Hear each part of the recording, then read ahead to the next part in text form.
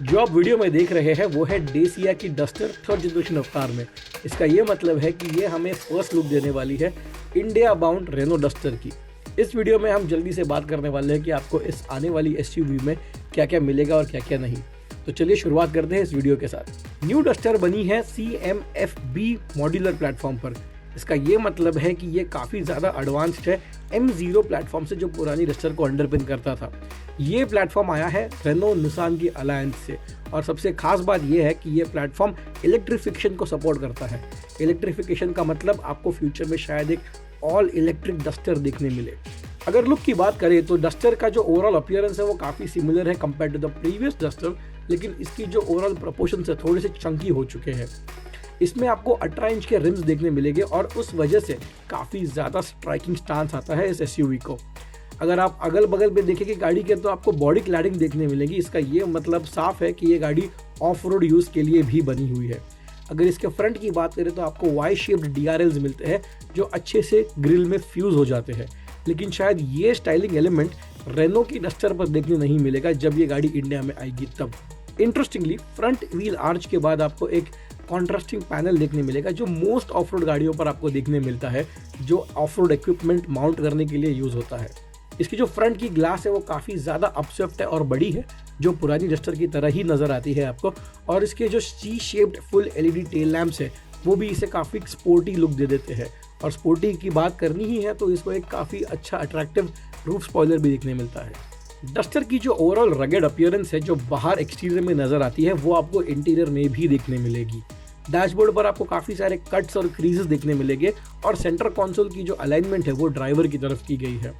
Centre में आपको 10.1 inch का टच स्क्रीन देखने मिलेगा और साथ ही में जो एयर कंडीशनिंग के वेंट्स है उस पर वाई थीम के डिज़ाइन एलिमेंट्स देखने मिलेंगे जो हमने एक्सटीरियर पर भी देखे हैं। यहाँ पर आपको फिजिकल बटन्स मिलेंगे क्लाइमेट कंट्रोल ऑपरेट करने के लिए।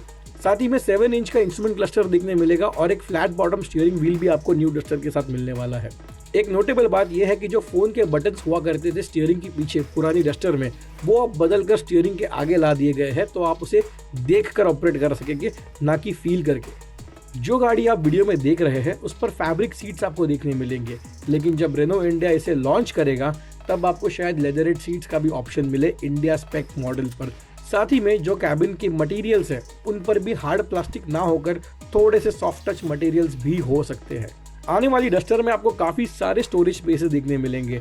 डोर में बॉटल होल्डर्स होंगे और सेंटर कंसोल में कप होल्डर्स। साथ ही में सेंटर आर्मरेस्ट के नीचे एक स्टोरेज बे भी होने वाला है। और इसी के साथ साथ आपको इस गाड़ी में चार्जिंग ऑप्शंस के लिए वायरलेस फ़ोन चार्जिंग मिलेगा और साथ ही में 2 USB-C चार्जर और एक 12 वोल्ट का सॉकेट मिलेगा फ्रंट रो और रियर रो ऑक्यूपेंट्स के लिए। डेसिया ये कहती है कि इस डस्टर की जो पिछली सीट है वो पुरानी डस्टर से थोड़ी ज़्यादा स्पेशियस है। इसमें तीनों ऑक्यूपेंट्स को एडजस्टेबल हेडरेस्ट मिलते हैं, साथ ही में 3 पॉइंट सीट बेल्ट्स भी। और इसमें आपको एक फोल्डेबल आर्मरेस्ट भी देखने मिलेगा जो शायद इंडिया स्पेक मॉडल में भी हमें देखने मिले। इंटरेस्टिंगली इस डस्टर पर बेस्ड एक 7 सीटर एसयूवी भी आने वाली है, बट वो इतनी जल्दी हमें देखने नहीं मिलने वाली। इसकी जो बूट स्पेस है वो है 472 लीटर्स की और वो पार्सल ट्रे के साथ है। अगर आप पार्सल ट्रे निकाल दे और पिछली सीट फोल्ड कर दे तो आपकी बूट स्पेस और ज़्यादा बढ़ जाएगी। पिछली जनरेशन के डस्टर के हिसाब से इस जनरेशन के डस्टर में काफ़ी सारे फीचर्स का एडिशन किया गया है। 10.1 इंच की टच स्क्रीन, साथ में 7 इंच के इंस्ट्रूमेंट क्लस्टर, 6 स्पीकर का ऑडियो सेटअप जिसमें आपको AirCMS 3D साउंड मिले, wireless phone charger, cruise control और इलेक्ट्रिक पार्किंग ब्रेक। ये सारी बातें इंडिया स्पेक मॉडल में भी आपको शायद देखने मिले, क्योंकि काफ़ी सारे एसयूवीज़ हैं जो इस सेगमेंट में आपको ये सारी बातें ऑफर करते हैं। पर साथ में एक बात आपको बता दूं, जो गाड़ी आप देख रहे हैं वीडियो में वो है इंटरनेशनल स्पेक मॉडल, जिसमें सनरूफ तो नहीं दी गई है, लेकिन इंडिया स्पेक मॉडल में शायद आपको सनरूफ देखने मिले। जो इंटरनेशनल स्पेक मॉडल है उनमें आपको लेवल 2 ADAS के फंक्शंस ज़रूर देखने मिलेंगे, लेकिन जब रेनो इसे इंडिया में लॉन्च करेगा तब हमें क्या ये सारी फीचर्स देगा या नहीं, ये तो बस वक्त ही बता सकता है। जो डस्टर अब्रॉड में दिखाई गई है उनमें आपको 3 इंजन ऑप्शंस मिलते हैं। सबसे पहला है 1.6 लीटर का पेट्रोल इंजन जो मेटेड है एक इलेक्ट्रिक मोटर से। इसकी कंबाइंड आउटपुट है लगभग 143 हॉर्स पावर की। इसी के साथ साथ आपको एक दूसरा इंजन भी मिलता है जो है TCE 130। इसका ये मतलब है कि इस इंजन में आपको 1.2 लीटर की डिस्प्लेसमेंट मिलती है, 3 सिलेंडर इंजन का कॉन्फ़िगरेशन मिलता है और साथ में टर्बो चार्जिंग भी मिलती है और साथ में एक 48 वोल्ट का माइल्ड हाइब्रिड सिस्टम भी मिलता है और इसकी पीक पावर है 130 हॉर्स पावर की। जो पावरट्रेन रिवील किया गया है उसमें बस एक 6 स्पीड मैनुअल गियरबॉक्स देखने मिल रहा है और एक standard front wheel drive. Interestingly इन दोनों इंजन के साथ आपको ऑल व्हील ड्राइव का भी ऑप्शन मिलेगा। ऑल व्हील ड्राइव वर्जन में आपको टेरेन मोड सिलेक्टर मिलेंगे, साथ ही में एक ऑटो मोड मिलेगा जो सरफेस कंडीशंस को अपने आप रीड करके ऑटोमेटिकली आउटपुट सेट कर देगा between the front exiles and the rear exiles.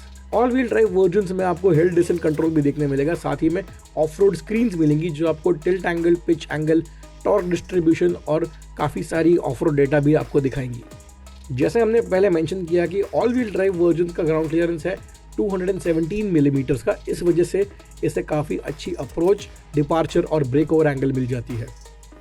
कुछ मार्केट्स में एक और वर्जन हमें देखने मिलेगा, वो है डस्टर इको जी। इसका ये मतलब है कि पेट्रोल और एलपीजी पर पावर्ड होगी ये डस्टर।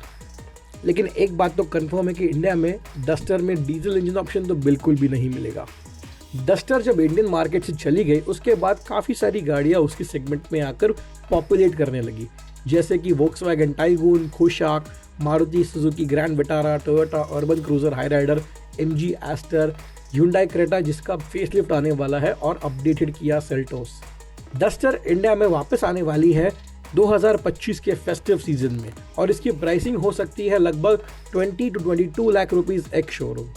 आपको क्या लगता है कि डस्टर जब वापस मार्केट में आएगी तब क्या फिर से अपनी पकड़ ले पाएगी या फिर भी इंडियंस दूसरी एसयूवीज को प्रेफर करेंगे? हमें कमेंट में लिख के ज़रूर बताइएगा। And thank you for watching.